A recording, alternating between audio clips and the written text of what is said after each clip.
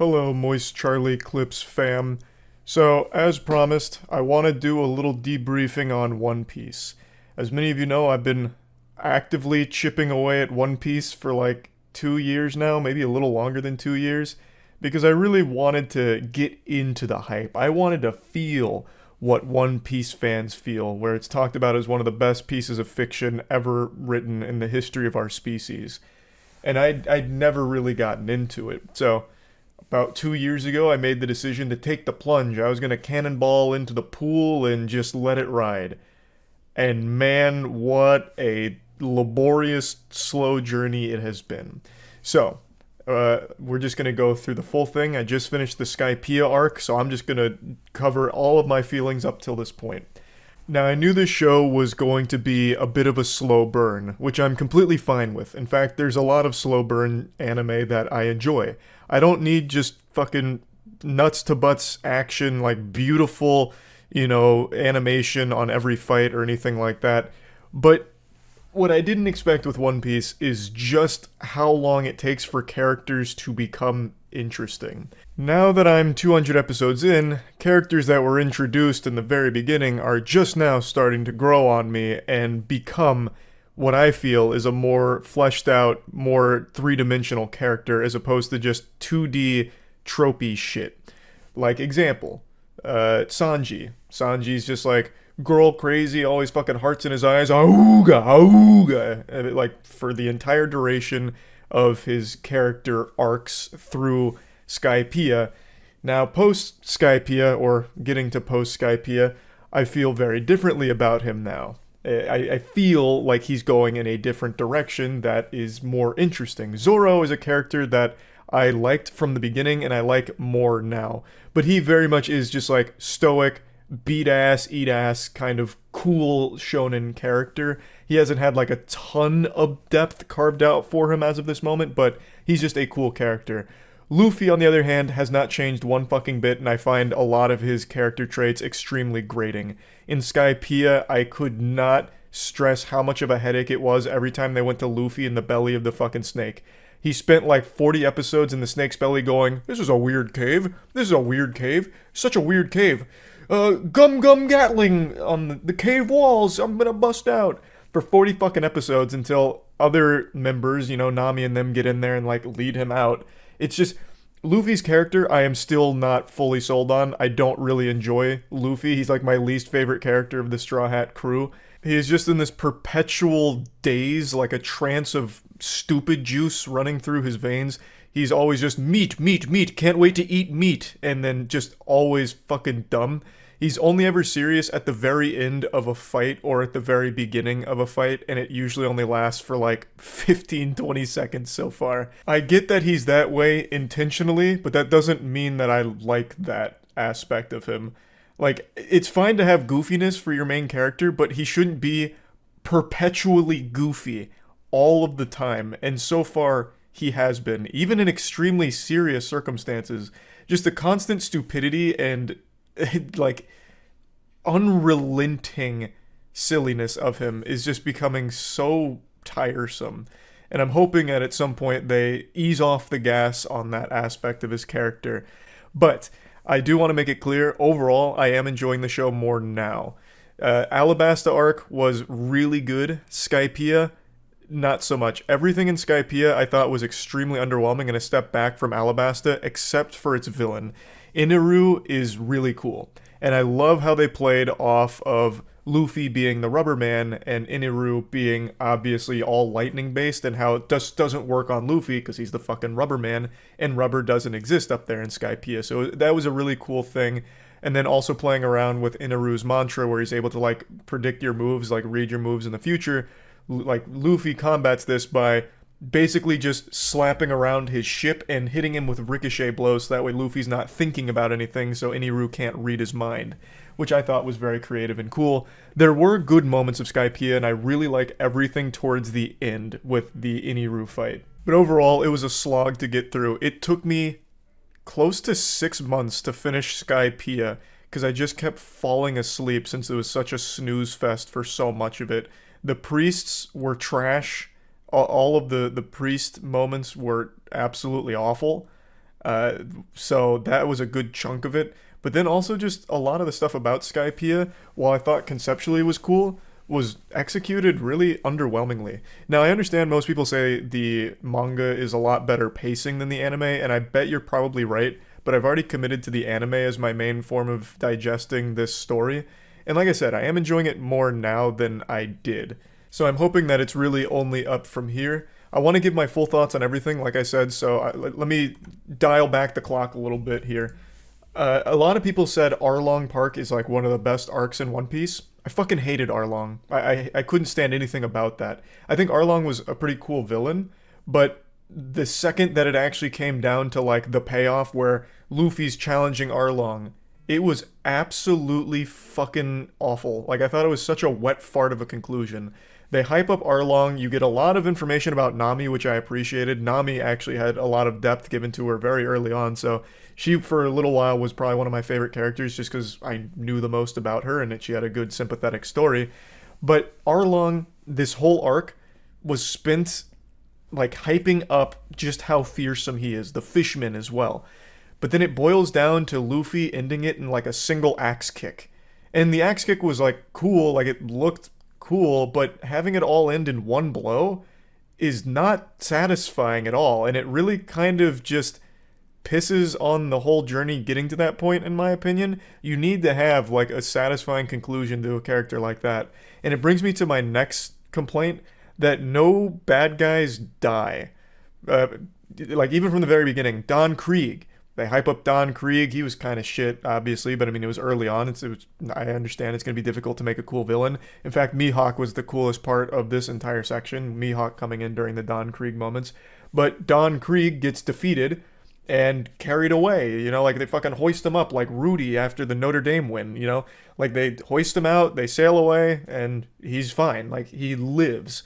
But he never comes back into the story. And I got curious, so I looked up if he ever comes back, and from as I understand it, he doesn't. But he's still alive. So if he's still alive but doesn't come back, why not just kill him?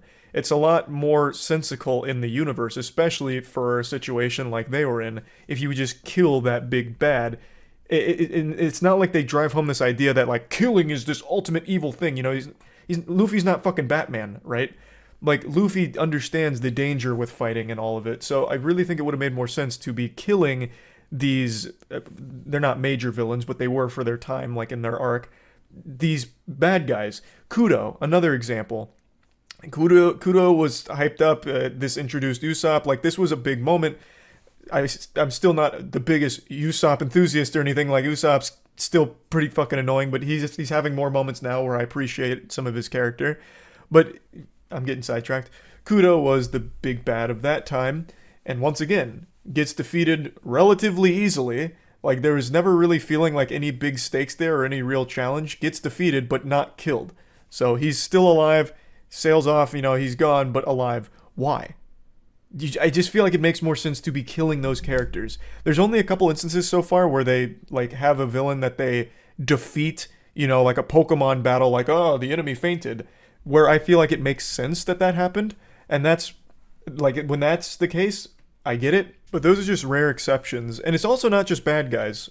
It seems like there's a big apprehension to killing any characters at all, no matter if they're good, bad, or if they're major or minor. Another example of this is during the Alabasta arc, which I do like a lot. They have a character named Pell. And at one point, Pell carries like a goddamn nuclear bomb away in order to save everyone. It's a very noble sacrifice moment. He picks up the bomb and he's flying up into the goddamn stratosphere like an actual hero, a patriot, you know? Like that scene from the Iron Giant, I'm Superman. Pell carries this bomb up there, it blows up, and you're under the impression Pell has sacrificed himself for everyone, and it's a really powerful moment. But it turns out Pell's alive. Somehow. Just because. He's just alive. Why? You have this incredible character moment, you have all of this like great setup for this moment, this would conclude everything that Pell has been set up for, and you have the bomb, it blows up, he should have died, but he doesn't. For no reason, and he's not even a major character. Pell was, by all definitions, a minor side character, but they couldn't even kill him. They couldn't pull the trigger on something like that, which would have been better. Like, up until now, I don't think there has been a single character death, good or bad, in anything outside of flashbacks. All character deaths that we have been made aware of so far have all been in flashbacks, or just completely nameless henchmen that caught some strays. Like, other than that, I don't think there have been any, like, noteworthy deaths at all, in general. Which I just think is so silly. Like, I don't understand exactly why. Now, I know that does change in the future. Tiana watched all of One Piece. I know a lot of where this story goes and, like, character deaths.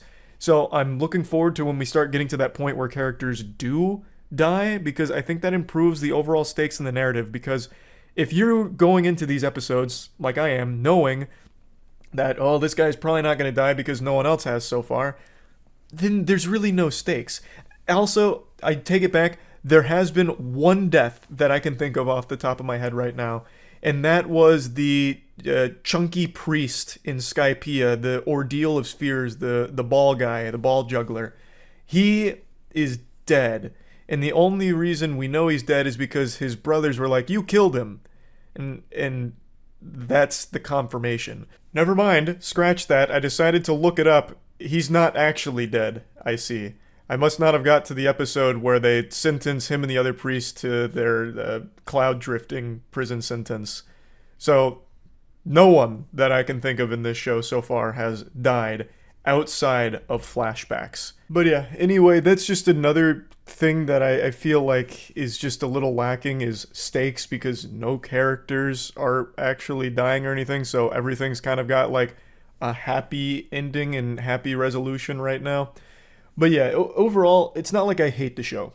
I really didn't like it and really had to force myself to keep watching it early on, but now I am enjoying it a lot more, and I'm hoping that it only continues to get better. Also, shoutouts to Chopper, because I also really like Chopper. I forgot to mention that. Chopper's whole story I thought was also pretty good, and he is still, like, he gets very tropey. Like, he started off with a lot of depth to him, and now he's kind of fallen into more of a two-dimensional comic relief character, which I think is a little weird, but I'm sure that it's just setting him up for, like, big moments coming forward. But, yeah, anyway, that's kind of where I'm at One Piece. Just finished Skypiea. I don't remember what the next arc I'm going into is, but I'll keep you all posted here on Moist Charlie Clips. So, yeah. You all know me. I'm not a big believer in the paranormal. Ghosts, ghouls, goblins, gnomes, Wi-Fi. All just a bunch of horseradish, if you ask me. And you know what else I didn't believe in until recently? One Piece being good. But now everything I thought I knew is crumbling around me, because I am actually, finally, enjoying One Piece. After 2 years of committing time to watching this to see if I'll ever enjoy it. I just finished Water 7 and Innie's Lobby, and I actually really liked those arcs. Now, typically, this is a video I would post on my second channel, Moist Charlie Clips, because that's where I've been updating people on my One Piece progress, and it's also just a channel where I've been posting a bunch of other weird shit, so go subscribe to that channel, it'll make you more attractive. But the reason I decided not to put it on that channel this time is because this is such a pivotal moment in my anime viewing career. This is the biggest anime ever made, and biggest manga by extension, and I've never liked it. I've always shouted bah humbug about all the people going crazy about how good One Piece is. But now, after 300-something episodes, I'm finally enjoying it. I'd given One Piece so many chances over the years to really grip me, and it never has, so I always thought that everyone that was preaching the gospel of One Piece being the best fiction ever produced, I thought they were all just a bunch of lunatics, like solar panel scammers just making up lies. You know, I thought that whole concept that One Piece was anything more than dog shit was more made up than the boogeyman. But I decided about 2 years ago now to really buckle down, grit my teeth, and just catch up on One Piece to see if it ever actually gets good. I was willing to subject myself to some torture with early One Piece seasons in order to see if the grass was ever greener on the other side when we finally reach, like, episode 250. There's a very popular meme about, like, no, bro, you have to give it, like, 9 seasons before the show gets good. You have to watch, 400 episodes before you start to like it. You just have to invest the time in it to really get the payoff. And my god, that couldn't be more true for One Piece. It took me 300 episodes to finally get to this point. That's not exactly, that's not nothing. That's a long time spent of not enjoying something before you start liking it. eating vegetables before you finally get to the main course that you wanted to eat. So I understand why people don't usually subscribe to that belief, like it's not worth investing that much time into a show you don't even like until like 300 episodes in, where you get like hypnotized into liking it maybe. I get it. But for One Piece, you know what? I'll just say it's been worth it. I'm not conceding on any of the points I ever made about the previous seasons prior to Water 7, because I still think the pacing was glacial and bad. The outright refusal to actually kill any characters outside of flashbacks was cowardly and takes a lot of the wind out of the sails of stakes when it comes to the show, as well as a couple of other arguments I've made a lot in the past that I don't need to just regurgitate here. Up until this point, there wasn't a whole lot I liked about it other than a couple of characters like Zoro and Chopper, and I did like the Alabasta arc overall, but on the whole, wasn't really feeling One Piece. I wasn't exactly pumping my fist getting excited for it. It was a show that literally was a sleep aid. Like, this was the cure for insomnia for the first 240 episodes. Like, it was so goddamn boring and generic. I wasn't enjoying it. But then, once I got to Water 7, things really started to turn up. Like a lot of people said. Most people actually, when I was talking about this on stream across my journey, always said that you have to at least get to Water 7 before it gets really good. And I can't fucking believe it, but they were right. It actually is good. So, I'm not just going to repeat all of the things I've said on my second channel about One Piece so far with my updates, so I'll just give you the brief cliff notes. I like some of the characters like Zoro and Chopper. I cannot stand Luffy. He's my least favorite character, and now after finishing Enies Lobby, he is still my least favorite character. This fucking goober only has 2 modes. It's stupid, and then stupid and hungry. And then I guess a third mode when he's fighting. And then he's, at least he's not being annoying. Like, he's just a fucking grating character, and as I understand it, you either love or hate him. And unfortunately, I'm on the hate him side. I do not like him. He is very, very annoying, and I get that that's his whole character trait, but so far he has not evolved past that or developed past it at all. And I can never forgive this show for what it did during Skypiea, where it just put Luffy in the belly of a giant snake, and he stayed there for like 30 fucking episodes straight, and just was like left in stupid juice and like in this trance of idiot moron mode, where he just kept like punching walls, and he's like, oh, this is such a weird cave. Man, am I ever gonna leave this weird cave? Such a weird cave. Like, he himself made Skypiea almost unwatchable, because he is just a perpetual stupid character. And that's just not that fun to watch, especially when it holds everything back. A lot of the problems are caused because Luffy is stupid, and I think that's just a weak plot point that drives things forward, or at least leading up to Water 7 and Enies Lobby. There was a lot of moments where Luffy was literally the reason things went bad, because he is dumb. Like, he is just legitimately dumb, and that's it. Like, he's just stupid. Being stuck in the belly of a snake for so long is beyond frustrating to watch, because it just keeps repeating itself. Ah, this is a weird cave. God, this cave is so weird. Gum Gum Gatling. Ah, these cave walls are so big. Cave is weird. And then he's finally freed from the snake at the very fucking end. He's like, oh, you guys came into the weird cave to save me? You're like, Luffy, it's a snake. What do you mean it's a snake? It's a cave. It's just so fucking, it's so lame. It's so lame. I cannot stand Luffy as a character. There's only like maybe 3 or 4 moments where he's been serious, and even then, he's still a bit of a goofball. And that's, I don't know, I just don't really like that kind of character trait hammered in nonstop. But all the other characters so far, for the most part, I do like, with Zoro and Chopper being my favorite. Zoro, because he's just a perpetual badass, and he is usually always serious, and when he's not, it's actually kind of rewarding to see him lighten up. And Chopper, because I actually really like Chopper's backstory. So far, he's one of the few characters that got a lot of attention given to them prior to Water 7, of course.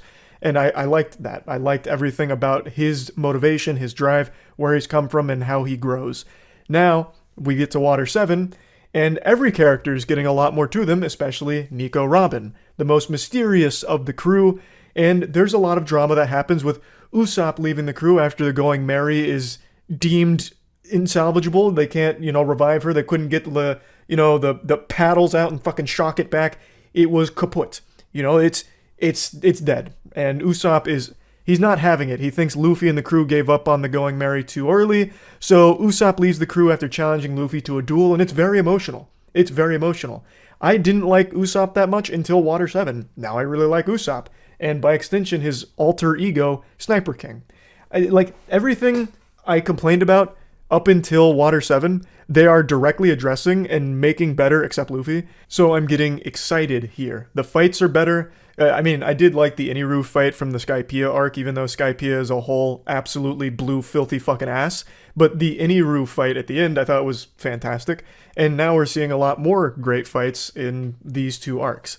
So I don't know, I've just been really liking it a lot more. Though most of my complaints are still here. I still fucking hate how nobody dies. Nobody dies in this show outside of a flashback. Only when they're doing flashbacks do they have deaths so far. There's no real integral character deaths or really emotional moments so far.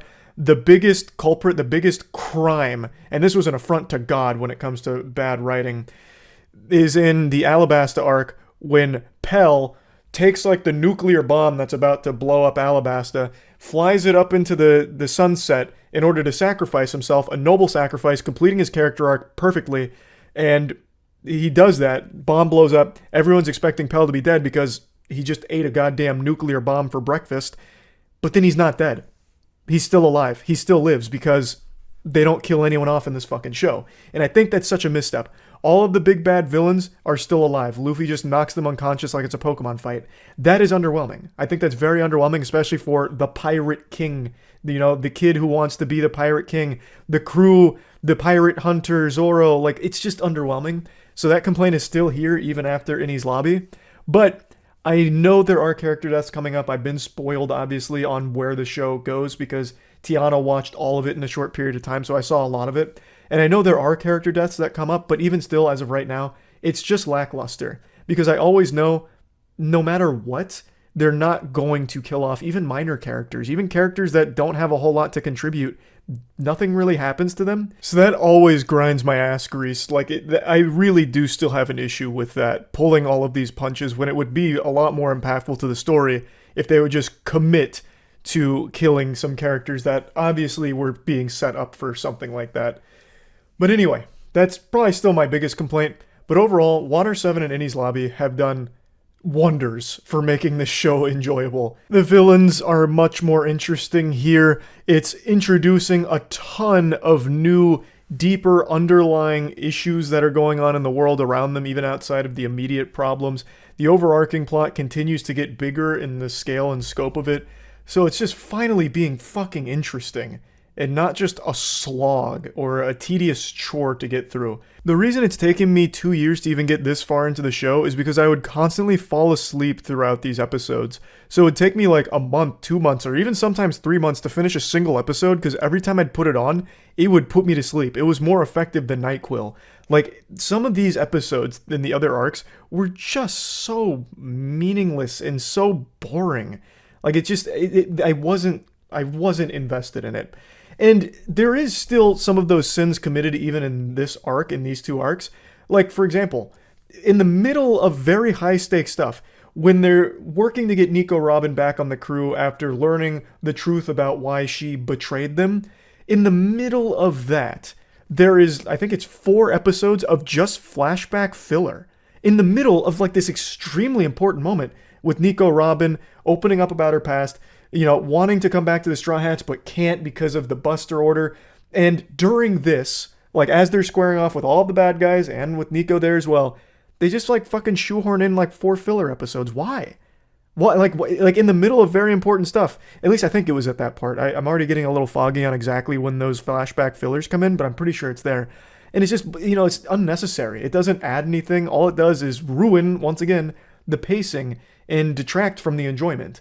So there are still those moments here, even in what I consider to be the best arcs of the show so far, but they're much lesser and a lot less egregious. So overall, I just like the direction Water 7 and Enies Lobby is taking the show. I'm finally starting to see how this opens up into something very special for the first time. So yeah, I'm finally liking One Piece. I know this isn't the most like detailed Moist Meter review breakdown of Water 7 and Enies Lobby, but I don't really think that's necessary. All of you watching this have probably already formed your opinions about One Piece, and there's not a whole lot I can do to like change your mind. All I can speak to is what I've found not enjoyable versus enjoyable. And right now, Water 7 and Enies Lobby is exactly what I'm looking for from a show like One Piece. So I'm hoping the coming arcs continue that energy and keep that momentum pumping. So yeah, finally liking One Piece. That's about it.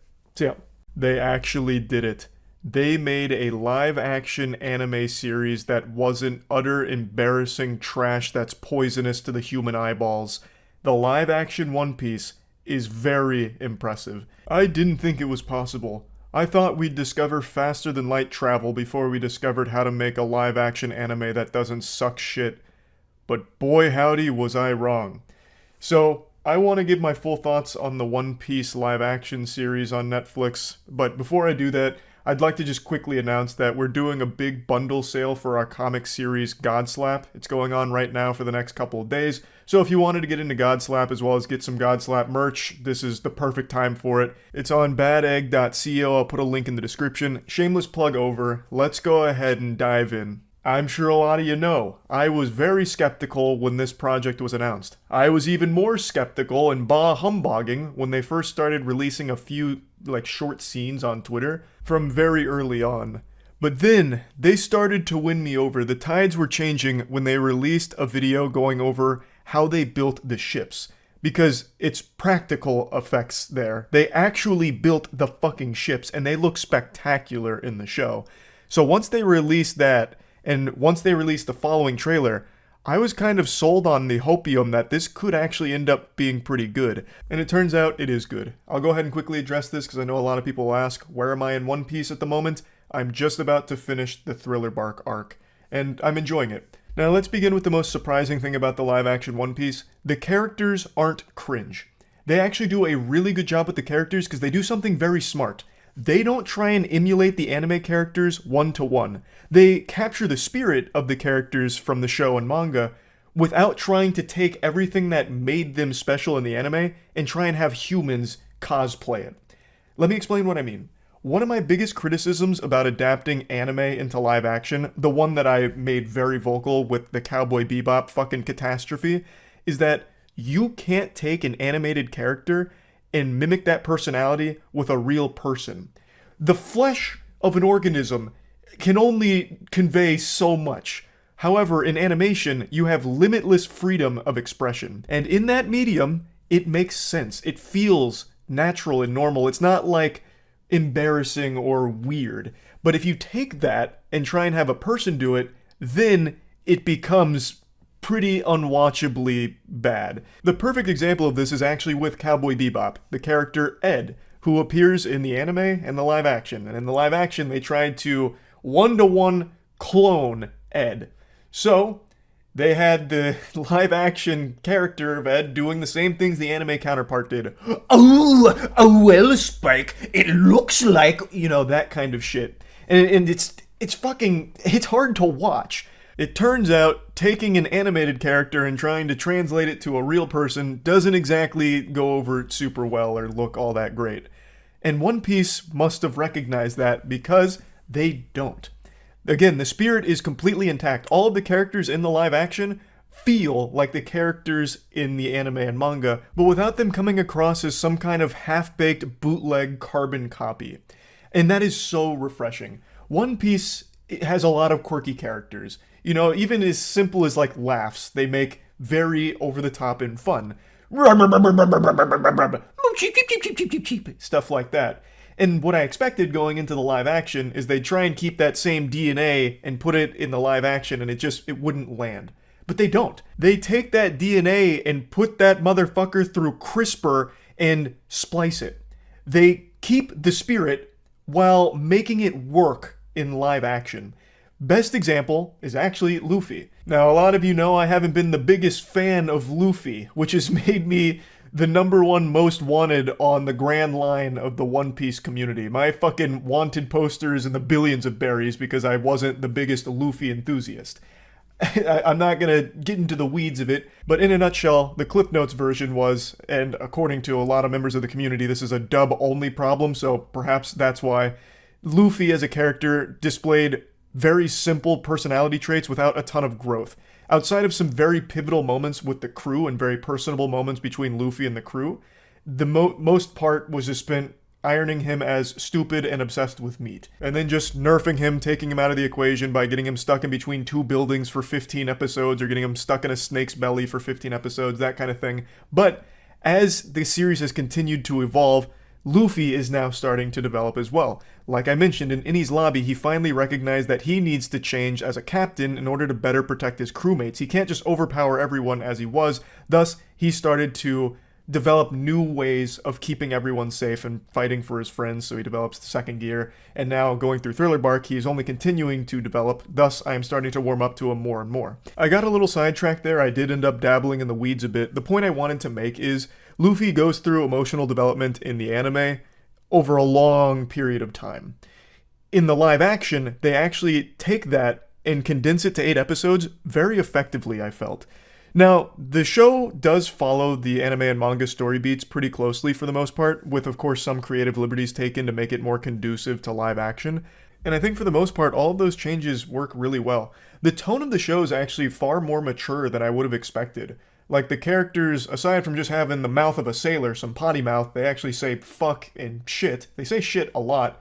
They actually increased the maturity of most of the characters as well. Like, for example, Usopp. Usopp in the anime, when he first joins the crew, he is very in your face, over the top with constant yelling and joking or telling stories.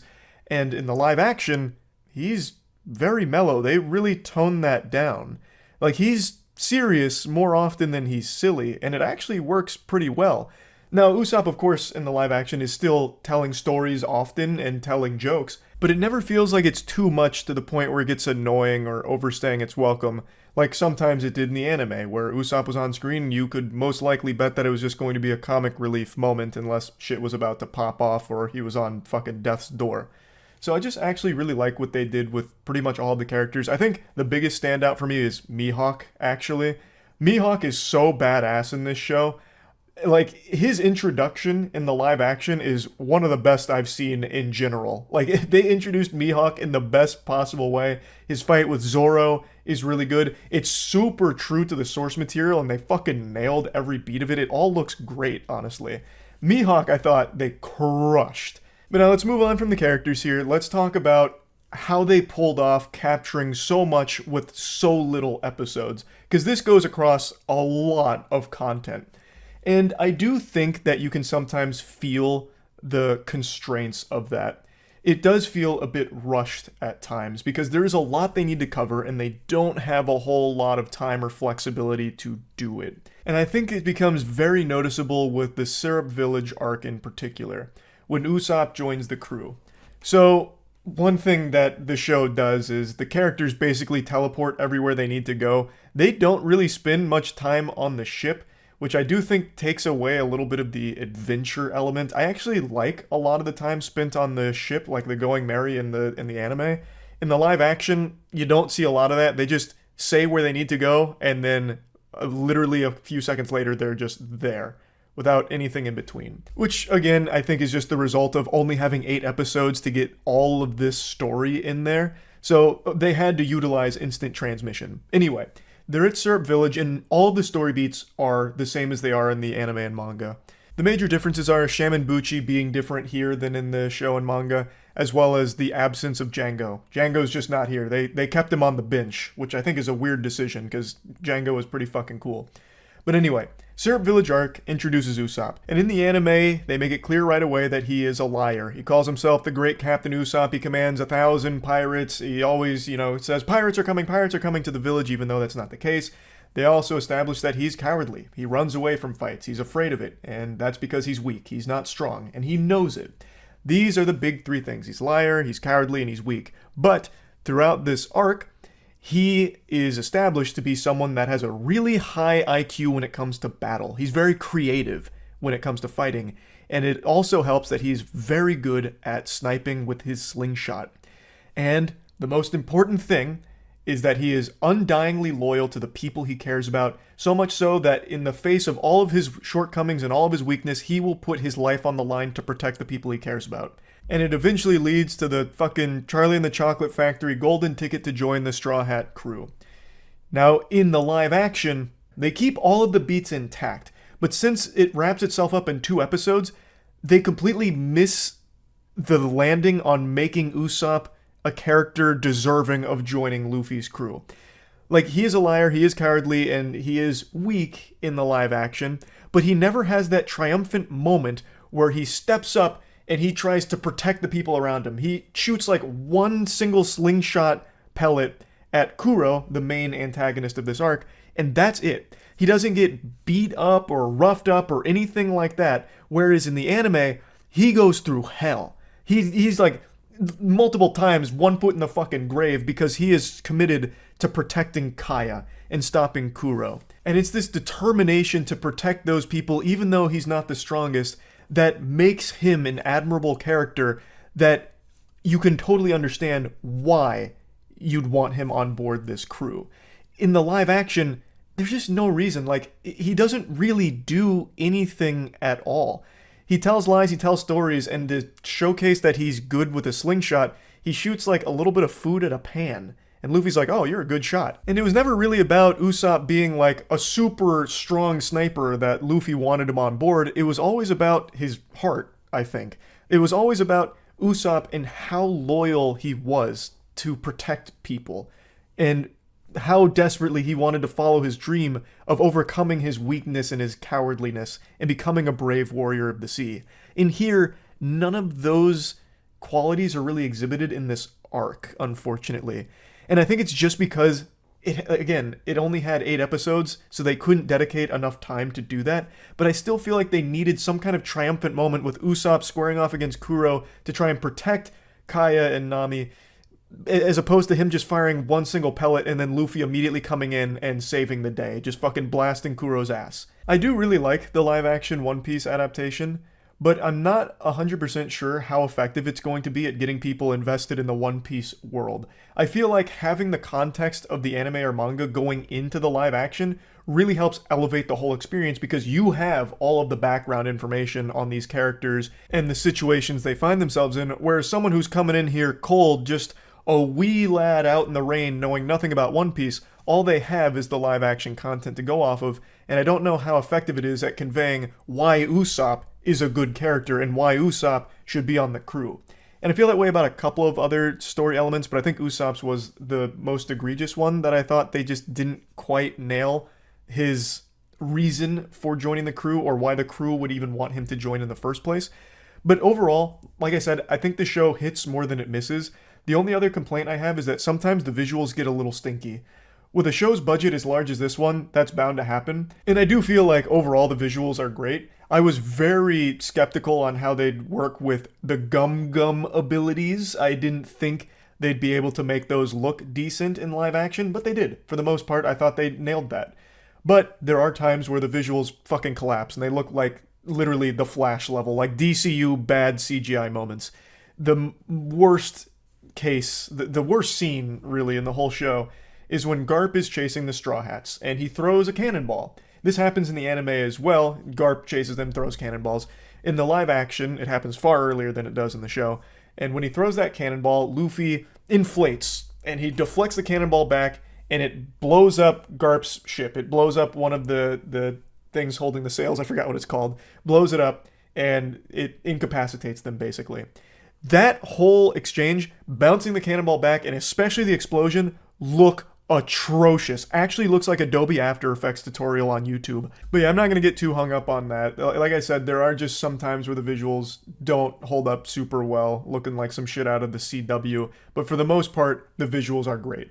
So overall, the show I thought nailed it. This is the first like anime adaptation show that I think really surprised me with how good it was. It's clear a lot of passion and love went into this, and it's very clear that Oda himself was involved in the creation of this. I think that's the most important ingredient to have when doing something like this, is have the creator on board to help steer the ship the right way. And I really am excited for the future of this. I hope they continue, and I hope they're given more time. Because I think a lot of the things that myself and a few other people didn't think landed that well is just the result of having to cram so much in so short a time. Oh, also, I really wanted to mention this. They did make a major change with Don Krieg. I don't want to get into spoilers because this actually is totally different than the anime and manga, and it changes everything about, well, I'm not going to say everything. It changes a lot about Sanji joining the crew as well as Arlong.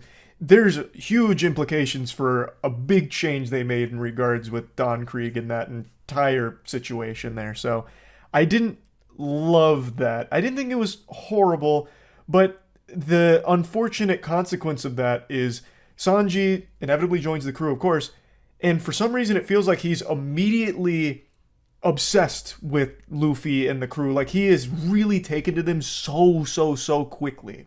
Again, the result of needing to cram so much content in so short a time, but it just feels really out of place for Sanji in particular, who comes aboard with no hesitation whatsoever, no real like conundrum or really any thought whatsoever aside from just sounds good, I'm in. And then immediately like he's ride or die with this crew forever within a couple of minutes. So towards the end, they made some very huge changes that I think had massive consequences and not always in the best way. But for the most part, though, I do feel a lot of the changes they made a lot of sense. And even the change they made here, I get it because of time constraints. That doesn't mean that it's great, though. It's hard to talk about it without getting into specific spoilers, but I think if you watch it and have watched the show or read the manga, you'll know what I mean, and I think you'll probably agree with me, but I have no idea. This is just my opinion on it. But anyway, overall, I did really like live action One Piece. Plugging it into the Moist Meter, I'm going to give it a comfortable 80%.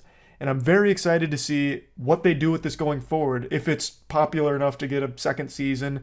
But yeah, anyway, that's about it. So yeah. I finished Fishman Island. Thanks to the One Piece card game, it motivated me to finish fucking god-awful Fishman Island. What was so bad about it? Oh, you know what? Here. I'm going to be opening some One Piece cards here in a minute anyway. Might as well talk about Fishman Island and everything I hated about it. Fishman Island takes everything that One Piece was doing really well in Marineford and wipes its whole ass with it. The Fishman Island arc is a tedious chore to push through, and it is unwatchable without One Piece. One Piece is a godsend and the only way to actually push through that arc. Everything about it undoes everything Marineford did great. It is truly a wash. Like, it is trash. And it's so insulting that it's a really important arc because of, like, Shirahoshi. But my god. So, the villain might legitimately be the worst villain I've ever seen in anime. Hody Jones is just a diet, great value Arlong, but significantly more cringe. And I feel like has no real character to him at all, other than just being addicted to meth. That's it. Like, he's just a pill-popping lunatic, and nothing beyond that. He's not clever, he's not crafty, he's not even strong. Like, the Straw Hats are 1,000 times more powerful than all of the villains, so anytime they fight, it's instantly over. There's no tension. It's so dumb. Like, everyone's just cannon fodder in the arc. And Sanji is miserable in the first, 20 episodes where he just constantly starts bleeding out from nosebleeds, which was a really good gag initially in the beginning of that arc, but they kept playing it up, and he just had nothing to do until the very end. Didn't you take 8 months finishing that? Yeah, because it sucks. It's so boring. It's so boring. Like, if I didn't get into the One Piece card game, I probably still wouldn't have bothered finishing Fishman Island. Like, there's just never any motivation to watch it. Even with One Piece, it's just bad. Nosebleed, a good gag, is a terrible take. It was just fine the first time it happened in the arc, because that's just part of Sanji's character. So they played it off in the beginning of the arc, and it's like, ha ha ha, good one. And then it keeps happening for 20 episodes. And then it becomes a pivotal point of Sanji in the beginning, where he does nothing in the arc. Just read the manga. Yeah, I know, but I've already committed to catching up on anime only. Yeah, Fishman Island is undoubtedly the worst arc. Not even close. I watched all of One Piece in a year. Fishman Island took 4 months because of it. Yeah, because it's a complete fucking waste of time. It truly is a waste. It's almost as, well, it is worse than, what was that Wampo arc? What the fuck was that one?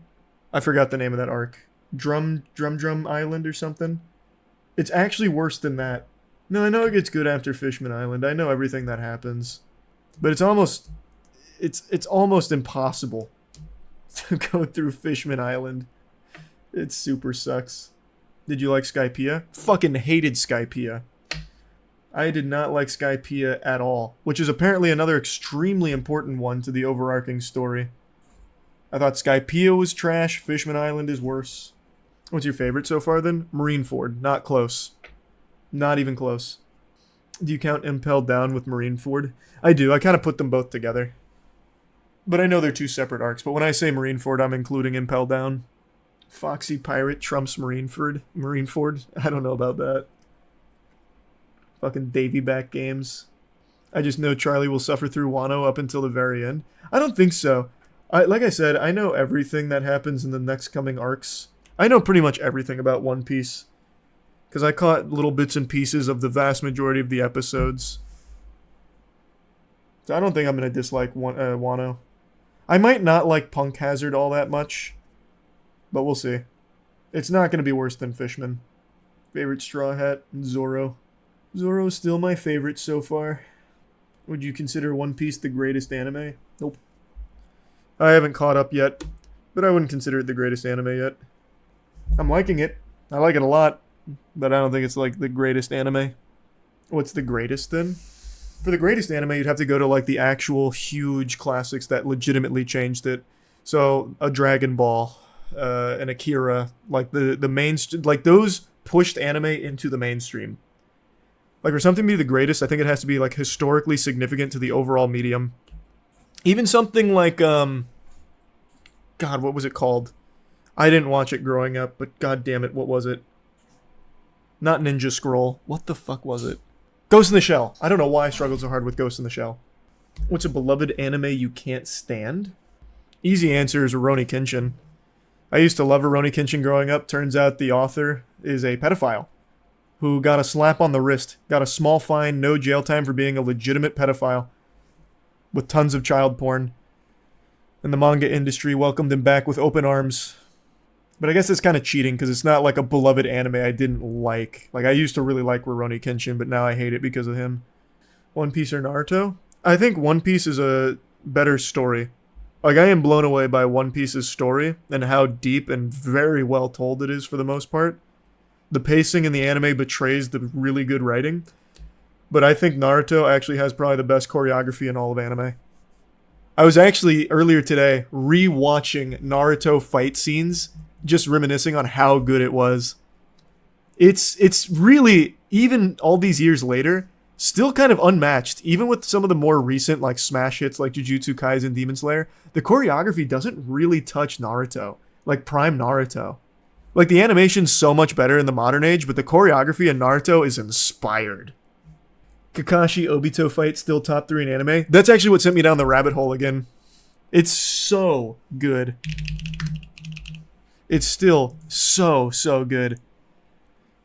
So I saw this floating around on Twitter earlier today and I was like, fuck, it's amazing. And then I just started going back and rewatching classic fights. Rock Lee vs. Gaara, of course, is the classic. Agreed.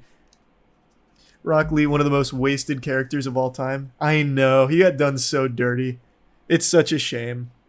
Naruto has some of the hypest shit sandwiched in between mountains of filler. Yeah, well, it's not as bad as Boruto. Boruto is 60% filler or something crazy like that. But Boruto's got some really hype fights too. I don't know why there's so much trash plaguing Naruto and Boruto. So much filler. Isn't it 80%? Is it 80%? I keep forgetting. I'll look it up again. It's 74% filler. Nope. That was over 2 years ago. As of this year, at least according to this, it's 84% filler. I don't know which to believe, but either way, it's over 70% of that show is filler. What's even the point at that rate? I don't know why they don't just stop. Like, I don't know why for Boruto they didn't just stop when the manga went on hiatus. Or maybe they did, and I'm unfamiliar, but I know the manga's on hiatus, and I know that it's not a weekly manga. Thus, for the production on the anime, they just keep filling in blanks with shit nobody wants to watch. Which I don't see the point.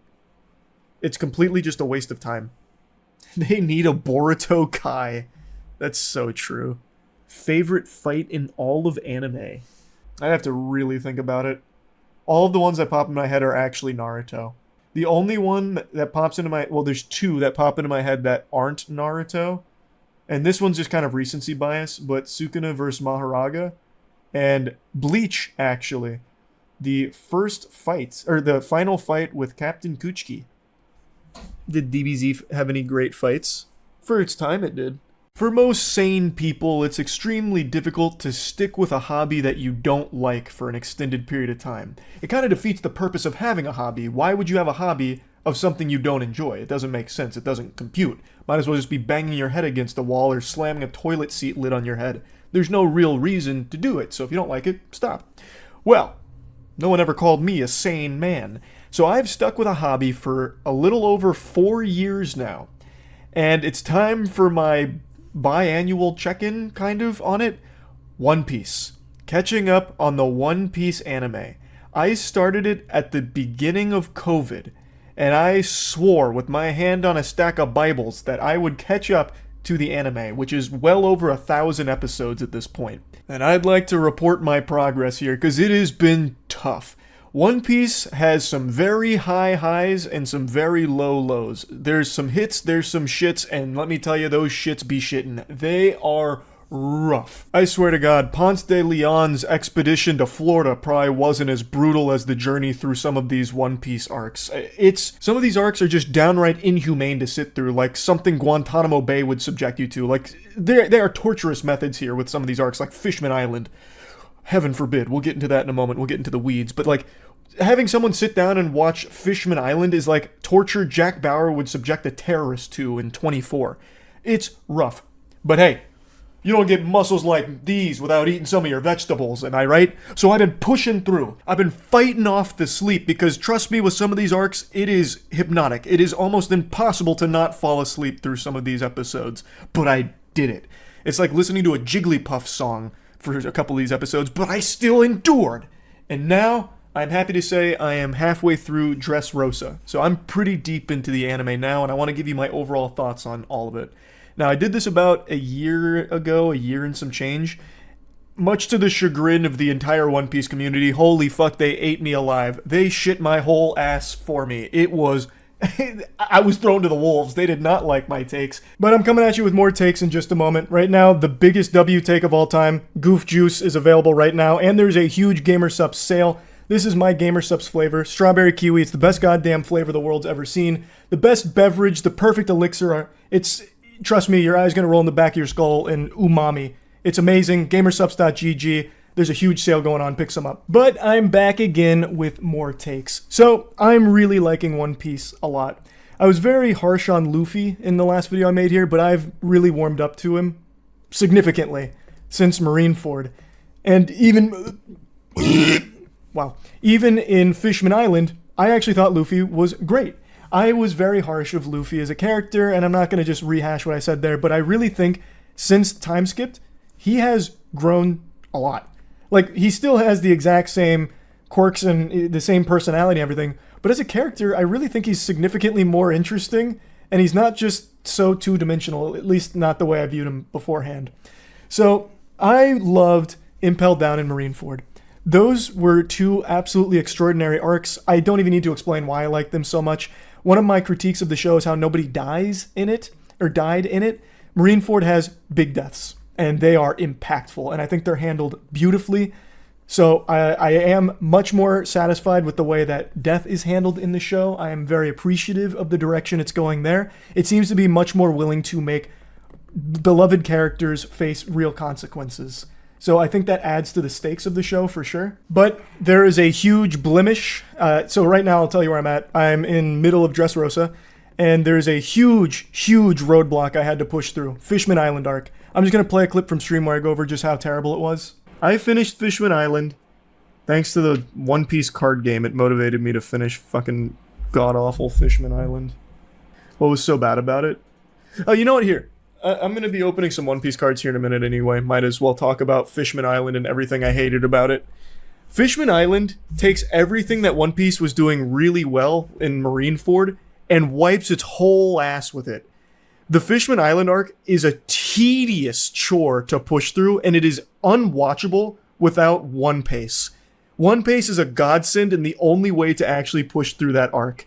Everything about it undoes everything Marineford did great. It is truly a wash. Like, it is trash.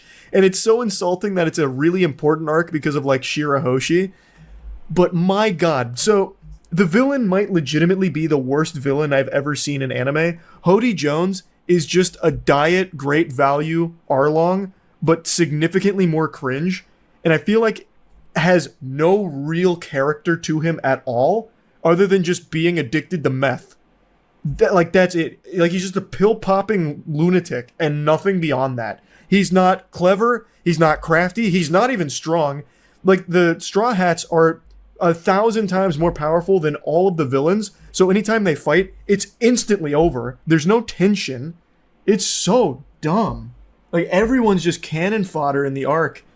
And Sanji is miserable in the first, like, 20 episodes where he just constantly starts bleeding out from nosebleeds, which was a really good gag initially in the beginning of that arc, but they kept playing it up, and he just had nothing to do until the very end.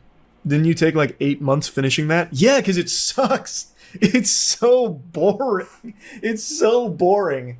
Like, if I didn't get into the One Piece card game, I probably still wouldn't have bothered finishing Fishman Island.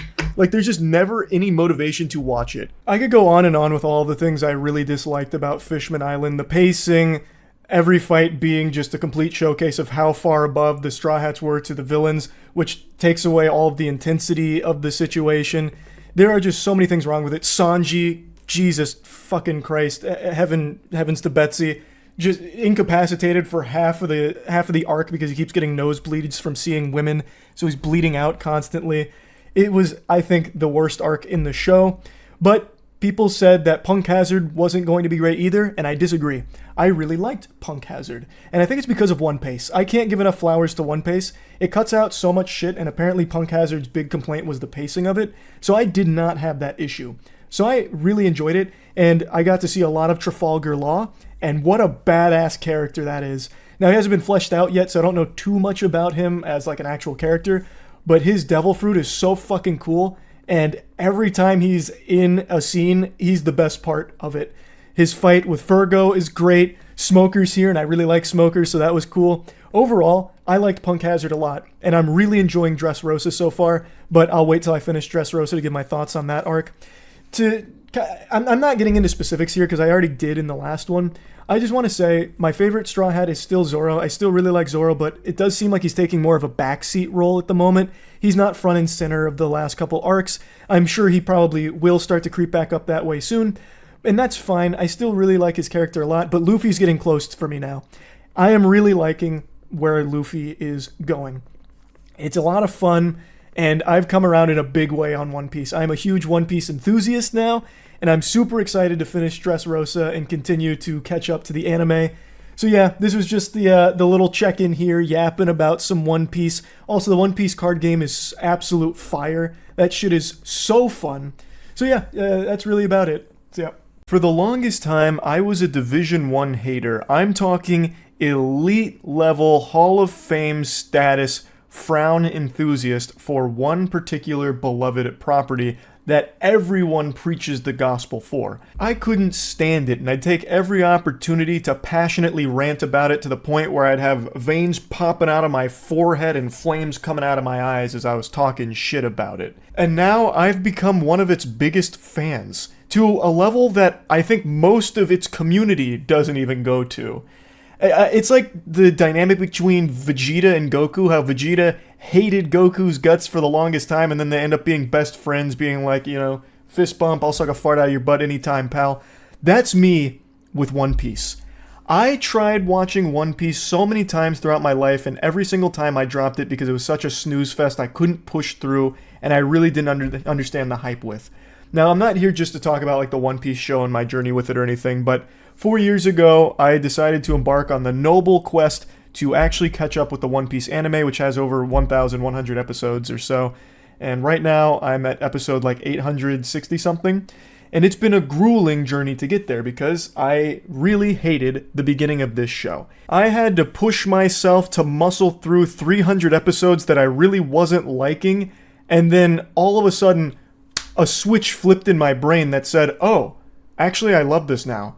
I don't know if it's Stockholm Syndrome or the sunken cost fallacy or what, I don't know.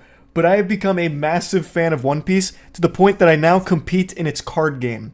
I actually travel around and go to tournaments competing in the One Piece card game, and I'm getting scary good. I become like the fucking Baba Yaga of the local scene here for the card game. I am the boogeyman because I play Enel, which is a leader a lot of people despise. It's a very strong leader, like the deck is really consistent, but playing it basically turns you into a public restroom for everyone to shit on. Like, people wipe their ass with your face because they just despise you for playing it. Fundamentally, Enel is a stall deck. What it does is it heals you when you go down to 0 life and brings you to 1, which means you need to get hit 2 more times. So it changes the way a lot of people play against it. And I'm piloting this motherfucker like Tom Cruise in Top Gun. I am becoming one of the most efficient Enel players the East Coast has ever seen. I went to a tournament last night, and it's only my second tournament, and I placed 4th. I top 4'd, baby, which means I got a tournament prize pack. And I'm in a good position for the upcoming Treasure Cup for One Piece. And I kind of just want to talk about this because I fucking love playing this card game now. I think it's super fun. So I initially got into it because I thought the art was really cool. Like, this is a manga rare I collected. This is like the top level rarity you can get, which is the manga rares. Or they also have like winners prize cards. So I got a tournament prize pack, but it's not a winner's pack. You need to win to get that, and there's special cards for it. It's super fucking cool, actually. But anyway, last night I top 4'd at a local, and I went with a couple friends of mine from the Skill Check channel. Skill Check is a channel where we mainly do a lot of TCG content as well as Dungeons and Dragons. So if you like chaotic and silly over-the-top TCG related shit for Magic the Gathering and One Piece, then that's the channel to go to. Check it out. I'll put a link to it in the description. And I've been kind of documenting my One Piece journey recently. So this was my second tournament. I went with Ryan, Zach, and Penguinz0, and Penguinz0 and I top 4'd. So of the top 4, 50% was made up of the boys here. I got absolutely blasted, Charlie. How'd you do? I went 3-1. Me and Penguinz0 top 4'd. So we have a tournament prize pack and then 4 normal packs. Yeah, I'm elbow deep in the asshole of this card game so much that I even got little custom sleeves for Enel. I mean, they're not custom sleeves. These are just like Enel sleeves that I found on TCG Player. And then I even bought an Enel mat. So after the tournament last night, we kind of hung around a little bit just to kind of do a debriefing, a post-game analysis, an after-action report to go over our games, victories and losses. And even though the store was officially closed, the party had only just begun, because they allowed us goobers to stick around a little bit and just jam a couple more games for practice before they oh wow, huge voice crack. Man, I get into like an anime card game, all of a sudden my voice is hitting a new puberty. But anyway, they let us practice some more games so we could get ready for the upcoming Treasure Cup, which is a pretty big One Piece deal. I think the most interesting thing for me, anything? Yeah, I'm just going to do a flampe. What's interesting to you, Ryan? Isho, in a Lucci matchup, he slammed it on the board and then was just like, you know what? I'm never going to attack you. And I was like, uh-oh. Because I was like, literally all of my strategy is hoping that my opponent misjudges the amount of rested characters and I can make math hard for them. So what I learned is that if people don't attack me, I get fucked. Yeah. Like if people just try and like wait, Yeah. I lose a lot of momentum. Which is why I'm about to do something super stupid. I'm going like pure ape brain. And if you thought I was done, you're out of your fucking mind here. Holy Oh my god. Jesus. So now I'm much more comfortable. Well, here's the thing. I was watching Charlie's late games, and he had this unique strategy where he took his little flompies and he put a bunch of fucking Dawn on it and started beating face. No one expects that. That actually won me the Blue Nami game. That makes sense. 6 at lead. I'll go ahead and rest your prettiest flompy, so I kill it. And I like drawing cards. Sounds good. No, I'll pass. wait a minute. No trigger. All right. Okay. I think I only really have... I'm going to pack step. Oh, you know what? Please. Oh yeah, you know what? While my back's against the wall, let's see what I pull in my Take a moment to Charlie got rip some a packs. placement pack. Ooh. What do we Is that got? good? It's a Oh, green. I have no idea what it is. It's just a promo. Oh, Kazuki. Suzuki. Oh, I actually think that might be one of the money ones. That's Mononosuke? Someone was saying that. they're running it in green yellow Yamato. Man, I tell you, there was the comments on the last update video. You were like, playing against every NL player and just fucking getting dumpstered on by the triggers is the best feeling in One Piece. Or you're like, you know what? If I put down my double fucking Zoros and I swing 11 at your life 6 times, I'm gonna kill you. And it's like, nope. No, not even. Not even. I think you can probably kill him. Depends on what's in your hand. Yeah, it's gonna be close. I don't think I can though. Actually. Well, let's go to chat on this one. What's chat saying? I'm gonna try. We're gonna swing the house. All right. We're gonna go 7 for the Russian L that I got from life. Woo! And we're gonna go. I don't think there's any way I could play that to win there. I don't think what you drew got you there, but the No, comments I will don't tell think us, so that's good. I'm not sure. 'Cause all I have in my hand is one case. Purely just one case. I'm gonna put 4 Dawn on these and swing. Yeah, I can't stop that. Fair enough. Good game. Good game, man. I'm just going to go ahead and give you a quick and dirty on how the game functions. If you don't know what is happening here, this is just a bunch of mumbo-jumbo gobbledygook that barely even sounds like English. I'll just go ahead and explain it. The One Piece card game is super simple to pick up, but it has like a really high skill ceiling, which is very nice. It's like super refreshing because it's fast-paced, and there's a lot of crucial decision-making components where even if you don't have like the best hands, you can still squeak out a win by being really smart. Unfortunately, I'm dumb as shit, so I have to rely on great hands, and last night the stars had aligned, and these mitts, we were getting some quality stuff in there. The hands were rated E for everyone, you know what I'm saying?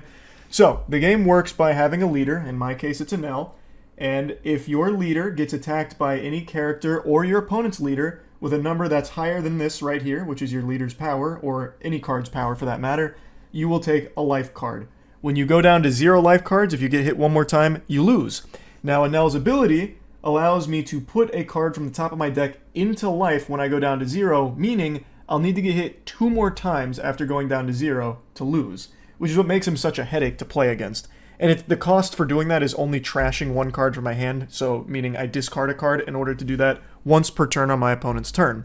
So he's a card that's pretty hard to get through to get the win. It's hard to push for the win when he can heal himself at the most crucial moment.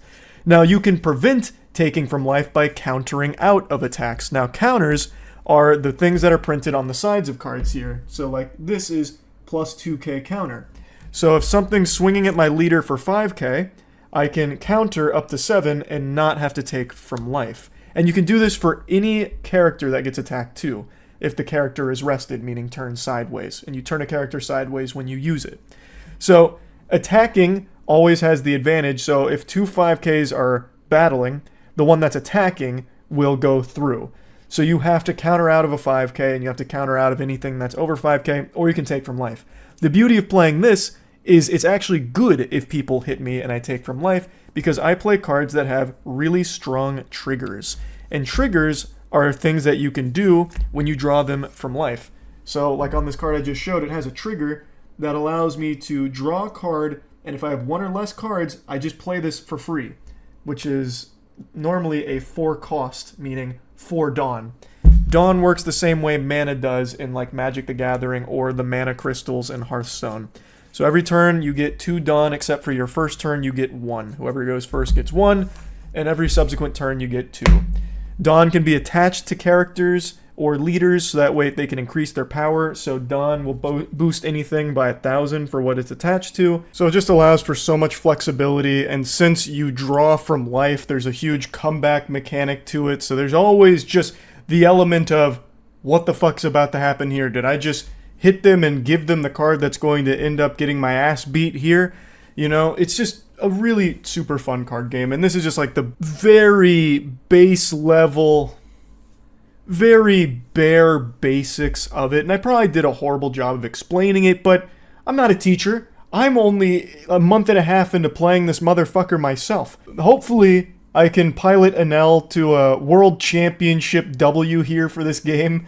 I'm going to keep going to tournaments and shit for it. It's a lot of fun, and I just wanted to talk about it a bit because I've talked about One Piece a lot on stream, like for many years, about how I didn't like One Piece, I hate One Piece, this and that, you know, bah humbugging for a long time. Then I started watching it. I still hated it all the way up until a couple years ago when I was finally like 300 episodes deep. And now I like it so much that not only do I binge watch the show frequently, but now I play the card game.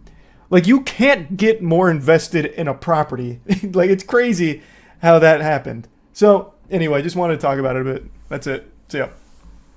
5 years ago, I embarked on an adventure. like Ferdinand Magellan circumnavigating the globe. I set sail with people waving goodbye, wishing me luck on my expedition. I vowed that I would catch up with One Piece. Over 1,000 episodes of this show, I was starting from square one, and it didn't matter how long it took. I was going to do it. No matter what comes, I certainly will, and it'll be a load blown with the knowledge that I watched every episode of this show, and I am proud to report that 5 years later, I'm almost there. I just keep getting asked where I'm at in my One Piece journey, so I'm going to give you the update now. I'm knocking on the door of the Egghead arc, and I've been doing these like almost annual updates on One Piece and my thoughts on it, so I figured it was about time since I'm moving past the longest arc in the show so far, which is Wano. Now, I said that I watched every episode. That's just a bold-faced lie. I have been using One Piece the entire journey. I truly would not recommend to my worst enemy to try and watch this show without One Piece or Onigashima paste, because there is so much fat that gets trimmed in these to make it so much better. So some of the arcs people really didn't like from the anime, like Punk Hazard, I actually enjoyed because I watched it through One Piece, which made it much tighter, much snappier, put a smile on my face. I got all of the juice without any of the pulp. And I really appreciated that. So that's my little pro tip for anyone out there that wants to follow in my footsteps with this path I've carved watching over 1,000 fucking episodes of an anime. Don't watch the filler. Don't do that. Don't subject yourself to that. It's not worth it. They wouldn't do that to prisoners at Guantanamo Bay. So, I'm going to give you my whole thoughts on the show thus far. Spoiler alert, I fucking love it now. It was a brutal journey in the beginning. I had to really push myself to get through it, but with my iron will and resolve, I was able to persevere and get to the greener pastures. A lot of people call it Stockholm Syndrome. I just call it an acquired taste, and my taste buds began to be a little more refined, and I appreciated it. Also, I just think the show's quality improves drastically 300 episodes in. Now, first, before diving into this, I want to thank the sponsor for today's video. Big thanks to Opera GX for sponsoring the video. You've heard me talk about them endlessly. You also see it every single time I'm streaming. Opera GX is my go-to browser, and it has been for years. I think it's the best browser available. It just feels like there's endless customization options that have it be exactly how you want it. Keep all your messaging apps on the side so everything's nice and convenient. The GX mods also just got an overhaul and have been improved. That splash screens, custom UI, themes, backgrounds, you name it, wallpapers, everything has been bumped up, baby.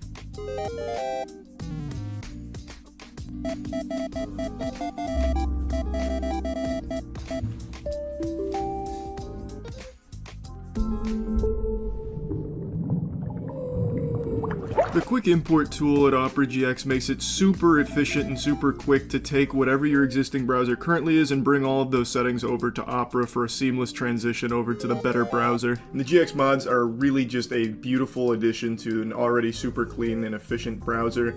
And it's even getting a facelift. So it's getting a new updated look, making it even more fresh and clean. So definitely check out Opera GX, there's a link in the description, and thanks again for sponsoring. As I said, I just didn't really like the show in the beginning. It's because the pacing is just glacial, and there is just so much nothing. Like this nothing sandwich of emptiness that just happens so frequently in the early seasons. And it's, I'm gonna be honest here, sports fans, you're not gonna like to hear it.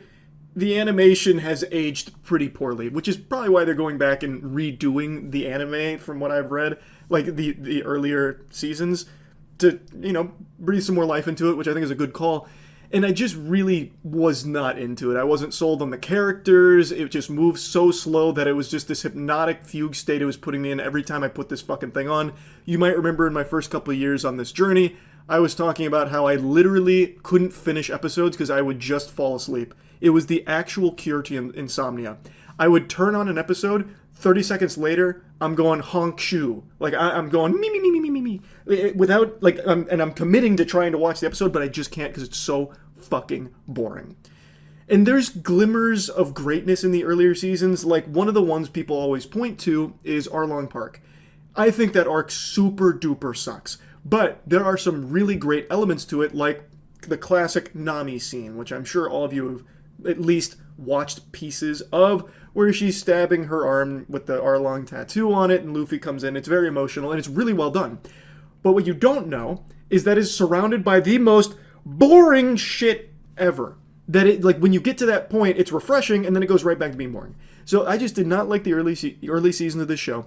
But when you get to like episodes 300, if you for some reason like me buckle down and just say fuck it, I'm gonna do it. We're gonna do it live.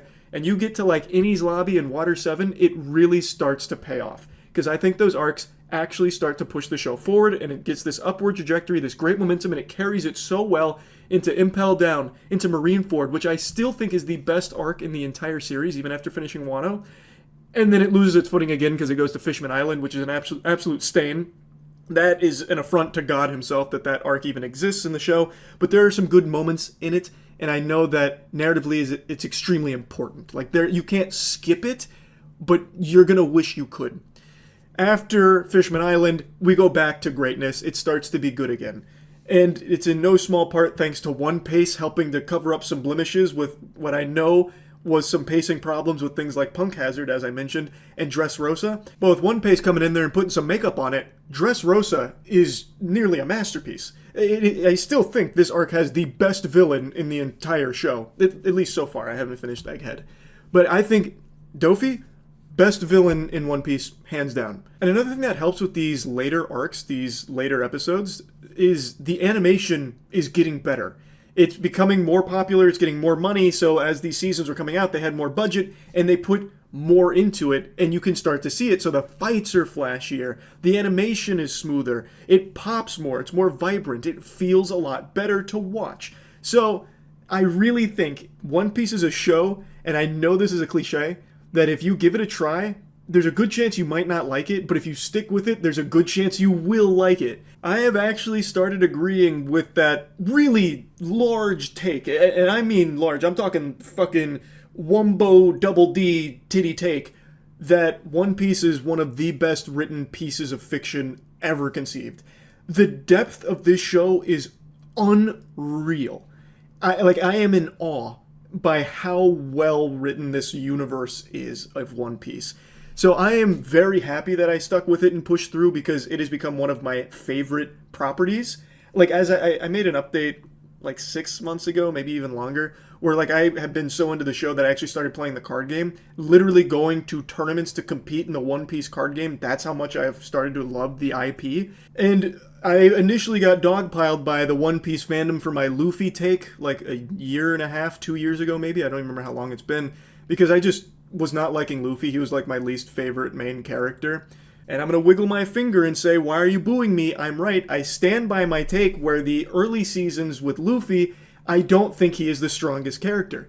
It's very underwhelming when the big fight is brewing that Luffy has to be nerfed by either being too stupid to participate, where he gets himself locked in the belly of a snake, which I still find to be just so fucking frustrating, or where they have him nerfed. Then he can't participate at optimal efficiency for a variety of reasons. I don't find that to be fulfilling. I find that to just be really lackluster, and that happened a lot in the earlier arcs of One Piece. So I don't think he ever had a chance to shine and to get deeper. But after Marineford, that doesn't happen as much. It happens occasionally, but not to the same extent, where Luffy would basically be out of like the main story for quite a while other characters were taking care of like the bulk of it, and then he'll come in and save the day.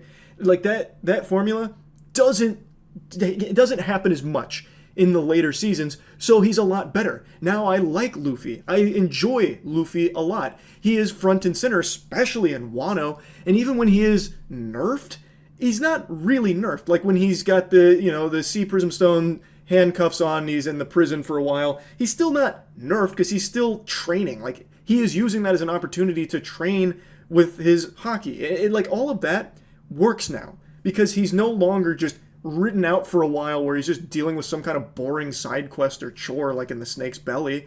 Now he is actively doing things to work towards the bigger goal with the rest of the crew. So it's a lot better. So those are my overall thoughts on the show, but I want to get specific on Wano since that's the one that I have been in for a long time. It's also the longest arc in the series. It goes for a long time. I will say, biggest critique of it drags. Even using One Piece and even transitioning from One Piece to Onigashima Paste, it still does just drag. And I know this has kind of become infamous. There is just a chase that lasts for like fucking 40 episodes. I don't know how many episodes it lasts, but like there is one group of characters. I'm trying not to get into like big spoilers, even though I know most people watching this are already One Piece fans. Still, just on the slim chance someone's watching this and curious on it, I don't want to ruin it for them. But there is a group of characters that are engaged in just this long chase sequence that just goes on for so many episodes, and it feels like every time it cuts to that, you just roll your eyes and you want it to be over because it doesn't really do much. It's just too long. It's nauseating. And that's really my main harsh critique. There's some other things I could nitpick, but I'm not going to bother.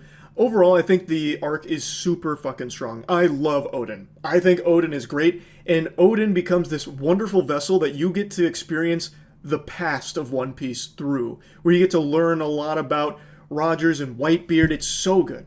Like, I think that is so good. And he himself is such an entertaining character that on the surface is very silly, but he's also extremely powerful, like the only person that was able to hurt Kaido. And the animation is so good in this season that all of the fights are really joyous to watch. Whereas, again, in earlier seasons, the fights aren't really rewarding. Like, you're not watching One Piece for the fights in the early seasons, but in Wano, I can absolutely see people that just tune in to watch these fights because they're really fucking good.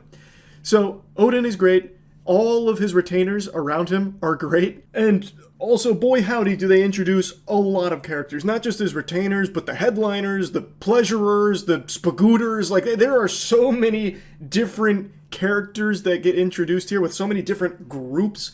It's hard to keep track of all of them, and a lot of them don't really serve much of a purpose. Some of them are just fucking thrown into the shitter at some point to be forgotten about. Didn't really add anything except for like a couple cool moments maybe. But I think one of the characters that gets introduced that is a standout in this arc is Yasue. What a great and tragic character who does something that I hadn't seen the show explore before.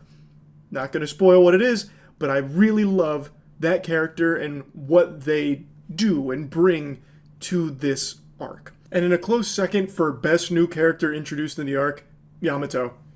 I mean, I think that's a given. If you've watched Wano, I imagine you probably like this character. Also, it brings Ace back into the story, which is super nice. And overall, Yamato slaps. So really, there's a ton of characters that get introduced. Yes, some of them you can wipe your ass with because they don't do much, but there are so many that get introduced that are extremely good.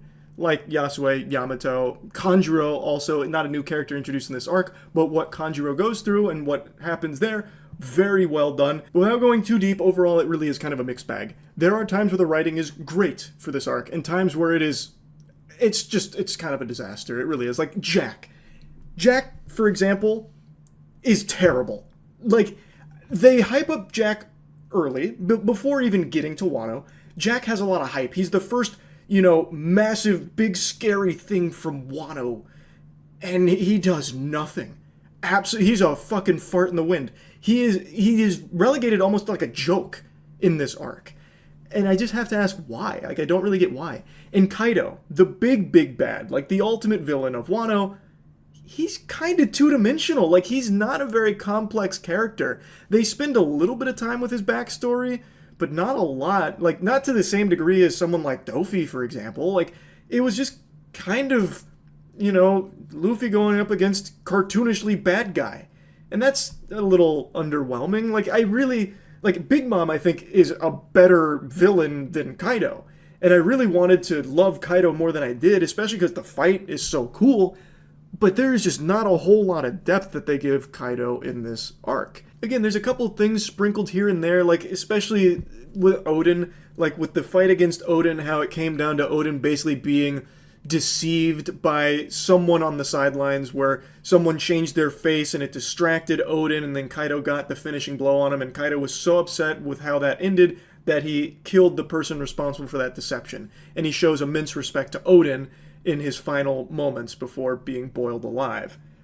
I guess that's a spoiler. Well, that's not a spoiler because you only learn about Odin through flashbacks. You already go in with the knowledge Odin is dead, so probably not a spoiler. Point is, there's only little tiddlywinks of Kaido development throughout the arc, but overall he just stays as kind of just big bad guy and not much else to him, which I thought was a little disappointing.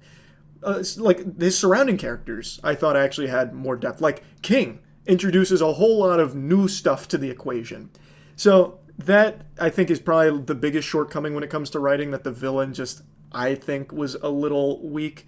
I still like Kaido as like this monstrous, hulking, terrifying presence. He is undoubtedly the strongest character we have seen in the show so far. I just wish he was also really well written at the same time for the arc. So yeah, overall, I really liked Wano. I think it's a strong arc. It has its shortcomings, but as long as you're using One Piece or Onigashima paste, those shortcomings are much shorter than they would be if you were watching the whole episodes with all of the extracurriculars slapped on there that don't really contribute anything to the actual plot or the development of the arc. So yeah, just wanted to give you my little One Piece update. I will be caught up by the time it comes back from hiatus. One Piece is on hiatus, if you don't know. It's coming back in a few months. I don't really remember when. But I will be fully caught up by then. So yeah, that's really about it. So yeah.